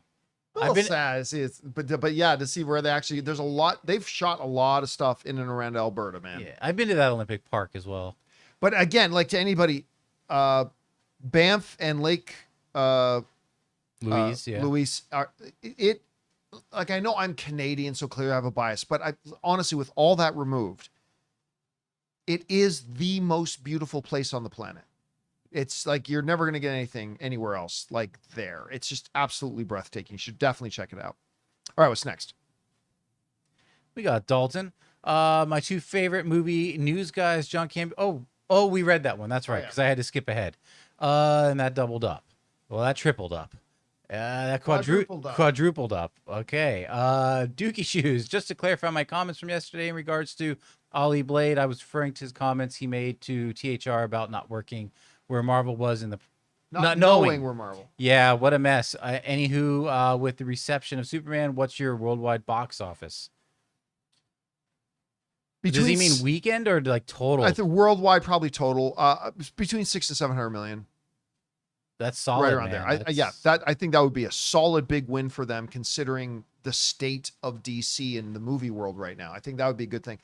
The Ali thing, those comments are old. We literally talked about those on the show weeks ago when he said that he had no idea. You're going to have to ask them, blah, blah, blah. Yeah. So that was weeks ago. And we already talked about that. The more current one is when he was saying, what was this? Did he say like, don't bring leave me out of it. Yeah. Leave me out of it. Yeah. But he was like, you have to leave me out of it. I haven't done a Marvel movie. I can't tell you which one is my favorite. All right. What's next? Which was a weird question to ask him because they must have known he's never done one. The Black Knight says one of 2. The thing that interests me the most from Gunn Superman is that twice we have seen him lose his composure. Once with Lois in the interview, the other with Lex over the dog. I think it's good to see something new, as I don't recall any of the others kicking off like this. I said to my dad, that right there is why Lex and Batflick wanted him gone. The fear of the repercussions if a god loses it. But he doesn't. If honestly, if you really look at it, Christopher Reeve's Superman loses it more. Like, it's a funny scene, but there are people who really have a problem where at the end of, I think, Superman 2, when Christopher Reeve's Superman goes back to the diner. Remember this? Yeah. He didn't need to go back to the diner. He just wanted revenge. And this god, this super powered being, it is likened unto a full-grown adult man walking into a kindergarten class and beating up a little kindergarten kid. You know what it is? It's that scene in Step Brothers. Yeah, except reverse. Yeah. Lick it. Like, this Superman doesn't do that at all. Like, remotely. He does not lose his composure. That Christopher Reeve Superman, and I believe me, listen, Superman 2 is one of my favorite comic book movies of all time. I love it. But at the end, it was strictly for revenge. He decided to go back, and he physically hurt and assaulted somebody who had no chance against him. Now you say, well, that guy did it too. Yeah, but Superman's above that. So yeah, if compared to that, this Superman does not ever lose composure. Never loses composure. Anyway. All right, what's next? The Black Knight. We read that one. Oh, the Black Knight here. You get your own cinema complex that can fit 10 normal size screens. IMAX will cost you 4 of those screens. 40X and Dolby will cost you 3. From a personal or business perspective, what would your fantasy complex look like? That's a fun question, man. Business-wise, I would do a Dolby and the rest would be standard. But yeah, because if you did 2 Dolby, then you're left with 4 other screens, right? At the same time, the 2 Dolbys are the ones that are going to sell the most. You know, I'm going to say that. I would say I would do 2. I would turn into a 6 theater. So 2 Dolby and then 2 Dolby. And 3. And we say Dolby takes up what? 3 out of the 10? So you'd get 4 standard. Yeah, so 4 standard. So I would be a 6 screen thing, 2 Dolby, 4 standard. That's what I would do. Nice. Good question, though. I like that. And it would be dine-in. All right, what's next? Kal-El says, hey guys, I started binging the cinematic Superman for July 11th. Just wrapped up Reeves, now on to Routh. He's going to go full Routh. I must say, if Superman 1 was made today, it would not be PG, as there were a few questionable moments. From lowest chain smoking to, oh yeah, I saw this, but it's like way up here. To the army general having his unit circle around while he massages Tess's chest while giving her mouth to mouth. Having fun revisiting these films. Can't wait for our new Man of Steel on Friday. No, if Superman 1 was released today, it wouldn't be PG, but it's not like it would be rated R. It would be a very, very generous PG-13, a very low end PG-13. I think you're right. It would not qualify for PG today, but it's not like it would be rated R. It would be a PG-13. All right, what's next? Black Knight says, very few people love the movies like Campea. Given you have only seen one film in 40X, do you think its gimmick will fade out? Or if the right movie keeps coming out, it will survive? I'll be honest, I did love it, but not been back since. It's specific movies I only want to see in there. You know what? See, going back to the previous question about, okay, you've got 10 screens, but if you put in an IMAX, you lose this many. If you put in a Prime, you lose this many. I would not make room for a 40X. Now, I'm glad that they're out there. Yeah. I've only been to it once, but I like knowing that I have the option to go, and I still haven't gone to watch F1 in it. I have the option, if I want, to go and watch F1 in a 40X, if I wanted to. But it is very much a gimmick. And it, at least for me, and I can only speak for myself, it is a very narrow range of films that I would actually want to go watch in 4DX. So yeah, and somebody just wrote in the other day, Jonathan, that's AMC is going to start adding some 4DX screens. Yes. I wouldn't myself, but I'm glad they're there. But I'll tell you where I'd like to see them put it, like in Burbank, is utilize the 6, the one that's by Barnes and Noble. Yeah, that's true. Give up a couple in there for a 40X. Give it a novelty factor. Yeah. All right, what's next? We got DJ Info with a 2-parter. Multiverse of Madness box office was huge. I love it, but most people at your level space give the impression it's not all that. Do you think the hype and speculation in the build-up gave it the big box office, or is it worth its box office number and people's expectation was too much? I like Doctor Strange: The Multiverse of Madness, but I don't think it was as good as the first Doctor Strange. All right, but it was still good. I liked it, and you're right. The box office number was huge. Did it get to 900 million? I think so. Let me bring this up. Doctor Strange box office. Okay, let me see what it does here. So yeah, Doctor Strange and the Multiverse of Madness. Yeah, it came real close to being $1 billion film. It made $955 million. That's crazy. Yeah. And I'm sure some of that had to do with, oh my God, Patrick Stewart's in it as Professor Charles Xavier. Oh, yeah. Because they literally put that in the trailer, right? Yeah. So I'm sure that was part of it. But also, I mean, I think it was a commentary about how much people liked the first Doctor Strange. So yeah, I stand by that. I think it was a good movie. I enjoyed it overall. But I don't think it's a top 15. I don't think it's a top 15 MCU movie, but I thought it was good and I enjoyed it. What's weird is we're in the multiverse saga, and it's like the only multiverse movie we've gotten until Fantastic Four. Yeah. Like true multiverse. Yeah.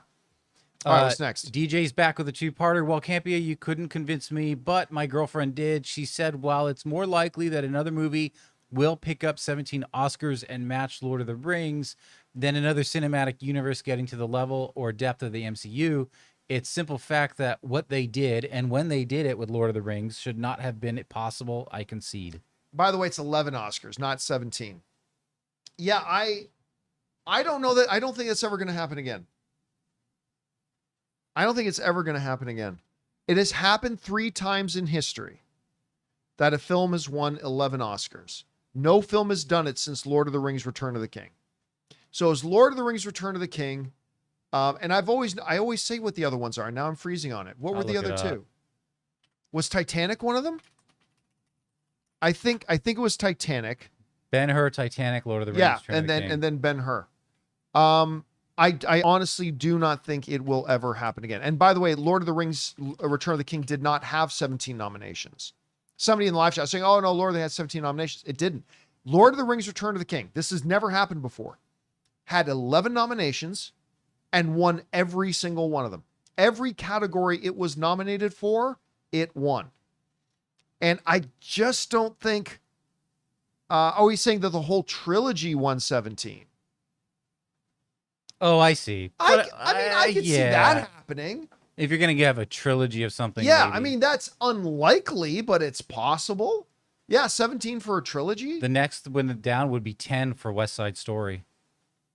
Yeah, a trilogy winning 17? So you're talking about roughly 6.3 each per film. Very, very difficult. Yeah. Very, very hard. Very unlikely, but possible. Yeah, I could see that happening. Again, but Lord of the Rings, like Return of the King, I just don't know that another movie will ever win 11. Now, look, you could fast forward 10 years and the Oscars add 12 more categories. Well, okay, well, then maybe it becomes more realistic. But in this context, I just don't think it's another film's ever going to win 11 again. All right, what's next? DJ says, when you're watching a movie that is 2.5 to 3 hours, it would be good if you could press a button on your seat and meet a member of the staff at the screen entrance to order another drink or snack. To support this, a little screen at the doorway, so you're not missing. You're so close to what already is happening at some theaters. Yeah, I mean, dine-in theaters exist. And I got to say they're great. I remember the first time I went to a dine-in theater. And one of my big reservations was it's going to be so distracting with a server coming in and out while you're watching the movie. And theoretically, it should be. It should be. But they've trained their staff so well. I've been to a couple of dine-in theaters now. Yeah. I've been to a few AMC ones. I was at an Alamo Draft House one. I was at one other one. Those places. iPick. What's that? Oh, You've been to iPick. That's iPick. it. Yes, iPick. Those places have trained their staff so well. Man, they move like ninjas. Wait a minute. Where did my food come from? Like Sometimes you'll look down and your bill's there. You're like, what? yeah. I'm like, they do such a good job that it's much better than somebody getting up out of their seat, awkwardly moving out, going to get their, I don't know. I found it to be a very unobtrusive scenario. Yeah. So Me too. if you haven't had a chance to check out a dine-in theater, absolutely, especially if it's iPick. Yeah. If you can find an iPick near you, Because that food is so good. the food is good, the theaters are immaculate, the staff is really great. Definitely do that. Alamo Draft House was really Does good one, too. Alamo, I know it's dine-in, but do servers come to you as well? And Yeah, bring- at least as far as I remember, at least the one Okay. in LA that I went to, I think they did. Nice. All right, what's next? Manu says, what do you think of Henry Cavill being cast as the DCU Batman? He looks like the perfect Bruce Wayne. I can see DC moving in this direction as their attempt at repairing their relationship with Henry and even the Snyder Cut fanboys. Nobody cares about the Snyder Cut fanboys, and DC doesn't need to repair their relationship No. with them at all. They're irrelevant. They're completely irrelevant. And I say this as a big Zack Snyder fan, but the Snyder bros, they're irrelevant. They mean nothing. Nobody cares. And Warner Brothers certainly doesn't care, nor should they. So now, as far as with Henry, you don't make $100 million decisions based on, well, we want an actor to like us. And it's a different DC. It's a totally different. And I say this as one of the world's biggest Henry Cavill fans, who I've been advocating for him for years for a lot of different roles. I love Henry Cavill, but no, it would be so schlocky and so gimmicky. Now, do I believe Henry Cavill could appear in the DC universe at some point as a character? Yeah, I think that's possible. Do you go and put him in Batman when he was just Superman right now? Listen, I probably don't, but I won't lie to you. If I woke up to the Hollywood Reporter tomorrow telling me my boy Henry was going to be Batman, I'd be pretty tickled about it. Cool, but people would be like, so this is multiverse where he became Batman? Yeah, again, could it happen at some point that he comes into the DCU? I think it could. But do you do it as Batman? Again, just to be clear, just so I'm not being hypocritical, no, I would not. But if I woke up to a report tomorrow, I'd be giggling. Yeah. I'd be pretty happy. Anyway. All right, what's next? There is no spoon says, greetings following since finding your Man of Steel episode after my back-to-back watch of Man of Steel. Nice. Finally messaging, just did a rewatch of Man of Steel and re-listened to your episode on my way to Burbank 16. Oh, nice. I'll be there in a few hours after you for the 2 p.m. Dolby of Superman. We may even have the same seat. Excited for the spoiler episode. Yep. So we're going to be doing, just so you guys know, we are going to be doing our open spoiler review of Superman on Sunday. Now, why not sooner? Well, I like to give people enough days to make sure they can get out and watch it. So you'll have, first of all, a lot of you, I'm sure, already went to the fan screenings the other day. Then you got today, tomorrow, and Saturday to see Superman. And then Sunday, we'll do our open spoiler discussion. Anyway, thanks for that, man. And thanks for being around since the Man of Steel days. Yep. By the way, it's so funny you mentioned that because we were driving to Wood Ranch to go have dinner last night. And I remember her saying something came up about Man of Steel. She goes, I haven't watched that in a while. And I'm like, well, baby, I'm always down to watch it again. And she goes, yeah, we got to do a rewatch of Man of Steel this week. I'm like, that's why I love you, baby. That's why I love you. I always enjoyed that day at Collider. I think it was Collider at that point. It might have been AMC where you guys did the rewatch with Schnepp. And he kind of just had this newfound love for the movie. Yes, the rewatch, I think, because we definitely were at AMC when we did the Man of Steel, because we did it right in the storage closet. But you're right. I think the rewatch we did was when we were at Collider. Anyway, that was really key because, like, even Schnepp at that point was at the point where it's like, I thought Man of Steel was fine. Yeah. And then we did the rewatch, and he was like, I don't understand. He goes, holy shit, this was great. Yeah. Like, yeah, that was a fun one. That was a really fun one. We got James who says, John, I'm looking forward to seeing Superman this weekend. Now that you've seen it, I know what the next big thing from DC you're looking forward to. It has to be the new opening dance sequence from season 2 of Peacemaker. You know what? I think the opening sequence of Peacemaker is the greatest opening sequence in television history. I just think it's amazing. I don't find myself wondering what they're going to do with the next one. I really don't. I'm looking forward to seeing Peacemaker season 2. Don't get me wrong. I'm absolutely excited about it. But it was what it was. It was absolute greatness. I almost hope they don't try to replicate it. Because I'm afraid it worked the one time. If they try to do it again, maybe it'll come across as cheesy. But yeah, whatever. We'll see. All right, what's next? Anonymous says, missed the live show yesterday for a screening of Weapons. Screenings. Oh, wow. Yeah, screening started at 11 Pacific time, exact same time as the show, and your show lasted 2 hours and 6 minutes, exact runtime of Weapons. What are the odds? Well, I don't care about the odds. What, did you like it? Yeah. You don't give me just never tell us the odds. Yeah, never tell me the odds. What did you like it? This is like one of my most anticipated movies remaining for the year. It's like I just want to know if it's good or not. All right, what's next? Super Squid Man, Superman at 118.5 million opening weekend. Also, I already signed up for Squid Game, the challenge season 3. No idea if they'll call me back yet. Yeah, I remember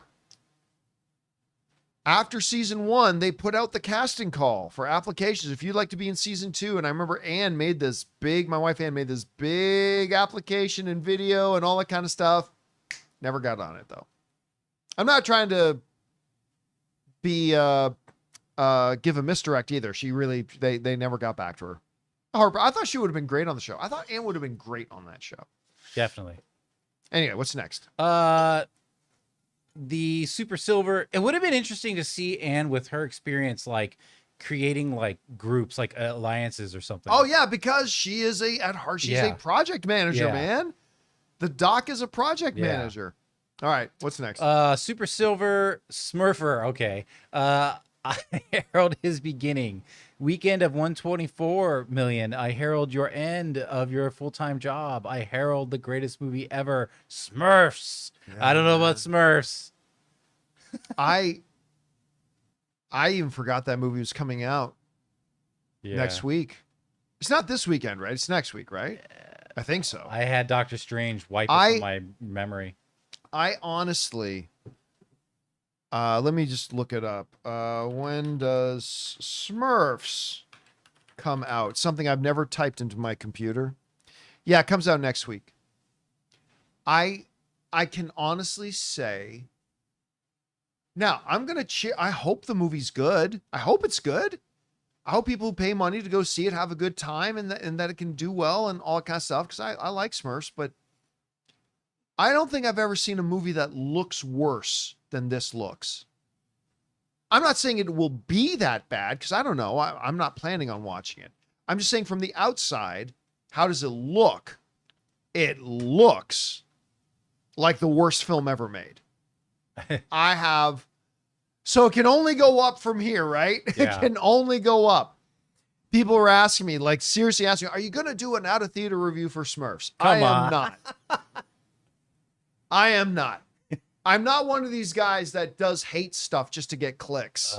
Although, do you know how many views me doing an out of theater reaction for Smurfs could get if I hate it as much as I think I will? Again, I don't know that I would hate it. Maybe it would pleasantly surprise us. I hope it's good, but I'm just saying, I don't think I've ever seen a movie that looks worse. It gives emoji movie like yes. Yes, it feels like the next incarnation of the emoji movie. 100%. Anyway, I hope it's good, though. We'll see. All right, here's our final the tips. Sci-Fi Extremist, second Superman viewing tonight. Think I was so anxious on Tuesday if it would be good or bad that I'm excited to see it tonight. Yeah, exactly. And just relax and enjoy it without being tense the whole time. Also, totally going in blitz tonight, so we'll definitely enjoy it. And, you know, the cool thing, too, is if the audience is like, energetic, you'll be like, it'll be like watching, you know, a reaction live. You know what I mean? Yeah. Yeah. I'm really looking forward to seeing it second time, because listen, I've seen, there's just been so many this summer. There have been so many movies that I've been excited to see that have ended up disappointing me to one degree or another. A little faltering here and there. And none more than Superman. Like, Superman is my most anticipated film of the year. And somehow Final Destination is high on that list. Like blows my mind. I can't. Well, that one I wasn't. I mean, well, no. CinemaCon made me excited for it. That's but true. Before CinemaCon, I wasn't excited for it at all. But Superman being the one that I was most excited for, I was also the most nervous about, because, again, I've just been disappointed by so many movies this year that I've been legitimately excited about, and I'm so glad it delivered, and I'm really looking forward to watching it again tonight. All right, what's next? All right, we got some member questions here. Let me move this over so you can see it. Marco says, talking about Superman felt short. I happened to be in Italy and saw it here. As you know, in Europe, they often do intermissions. When the intermission sign came up, I looked over at my son and said, that's already been half the movie. I couldn't believe it. But overall, I think it came across pretty well in Italian, too. That's actually one of the... again, it feels short. One of the things, I mentioned this yesterday, when we came out of the theater, one of the things Anne said was, we mentioned that was 2 hours. She goes, that was 2 hours? I'm like, yeah. She goes, that felt like 90 minutes. It flies. Now, again, I would rather come out of a movie feeling like it was a bit too short than feeling like it was stretched out too long. But you're right, man. The movie feels short. And even though it's 2 hours, which I guess is a credit to its pace. Yeah. It does have an incredible pace. Well, I haven't seen this, but what I'm gathering, unlike The Rise of Skywalker, where you're just like, there's no room to breathe, and it's just like this and this and this, and then the whole rebellion reformed, and then they blew up the blah, blah, blah, it's done. It's more about, it's not that it's like the timing didn't match up, but like, it's just so fun that you're just in it. That is part of it. Part of it is that it's just so fun that it just flies by. But also, there are moments in the movie that I wish were given a little bit more time to breathe. Yeah. But you're right. It feels short. You're 100% right. All right, what's next? We got Alan, who says, hi, John and crew. It's game day.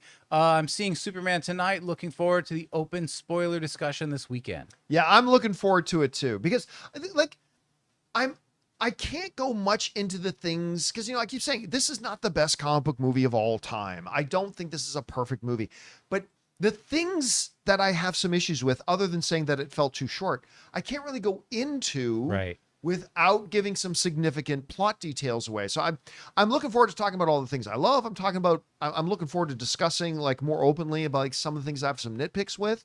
But yeah, it's going to be a lot of fun. I'm looking forward to Sunday.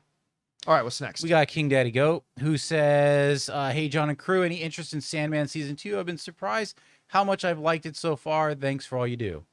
Yeah, man, even though I really like the first season of Sandman, Sandman's been completely off my radar. And I was actually shocked the other day to find out, oh, Sandman 2's out. And I'm like, what? It's out? It totally flew under my radar. I wasn't even aware of it. So I don't know when I'm going to get around to watching it. I'm hearing good things about it. I just don't know when I'm going to get around to watching it, but I do at some point. All right, what's next? Matt says hello. Hey, John and crew. Who is your favorite Bond villain? Mine is Scaramanga. I'm just going to go Blofeld. I was going to say most people would probably say Blofeld. No, Mr. Bond, I expect you to die. I mean, I really, not that I loved the movie over, like super loved the movie, Sure. but Oh, I think I know who you're. Javier Bardem was a pretty damn good villain. Do you remember when he takes out his false teeth and you see the real damage of the? He was great. You know who really wasn't? Academy Award winner Rami Malek. Right. And I'm not blaming him as the actor. No, it's not his that fault. character was such a waste. Anyway, but I really did like that. But I gotta follow Blofeld, man. Gotta go with Blofeld. There you go. All right, what's next? Killed his girl. Wrong one. Here we go. Logan Vaughn, can you please explain how the screen unseen numbers impact Jurassic World's opening weekend? I'm one of the people who saw it at the screen unseen, said meh, and then skipped seeing it again on opening weekend. Was it opening weekend lower because so many people like me saw the screen unseen? There aren't that many screens available for screen unseens. Yeah, it's not like, that's the thing with screen unseen. It's not like there are thousands of the screenings across the country. But yes, technically speaking, any money spent on the movie. So you spend $5, I think is a ticket for a screen unseen. Then the movie, in calculating the box office, counts that as a $5 movie ticket. Yeah. Now that $5 movie ticket will not be counted to the opening weekend. So yeah, but again, so does it have an impact? And did it have an impact on the opening weekend numbers? Yes. However, they were muted because it's just not that many screenings. And while my screen unseen was almost full for Jurassic Park, a lot of them weren't because they didn't even know it was Jurassic Park. Right. So did it have an impact on the opening weekend? Absolutely. Did it have anything other than a blip on the radar impact on the opening weekend? Not really. Not really. All right, let's take one more, then we'll call it. Well, that's perfect because this is our last one. Oh, great. Brennan says, let me move you up. Hey, John and crew, what do you guys think we'll actually get to see first? The Batman Part 2 or Beyond the Spider-Verse? I'm currently watching the new Superman. I'm going to say, because I know they're actually working on the movie, I'm going to say Beyond the Spider-Verse. I lean that way too. Yeah. I mean, they're actually working. When we're going to get it, I have no idea. And I mean, it is theoretically possible we may not get Matt Reeves as the Batman 2 until 2028. I really hope for 27 though, but yeah. I'm hoping for 27 as well. I think it's realistic that it'll be 27 sometime, maybe near the end of 2027. But it is also possible it might not be till 2028. Yeah. They've been working on this Beyond the Spider-Verse movie for a long time, like actual animators working on it. And so I'm going to believe that we'll get it before we get the Batman 2. All right, guys. And that'll do it for today's installment of the John Campea Show. Thank you so much for being here and making our little show a part of your day. Big special thank you to all you guys who sent in questions. Number one, you gave us great fun things to talk about. But number two, you supported this channel as you did it and all of us involved with the show. Thank you guys so very much for your support. Hey guys, don't forget to come on back and join us again tomorrow. We'll look forward to seeing you then. I'm going to go out and see Superman. So is Jonathan. Yep. And I'm sure a lot of you guys are too. That'll do it for us for now, guys. Thanks a lot for being here. And until next time, my friends, bye-bye.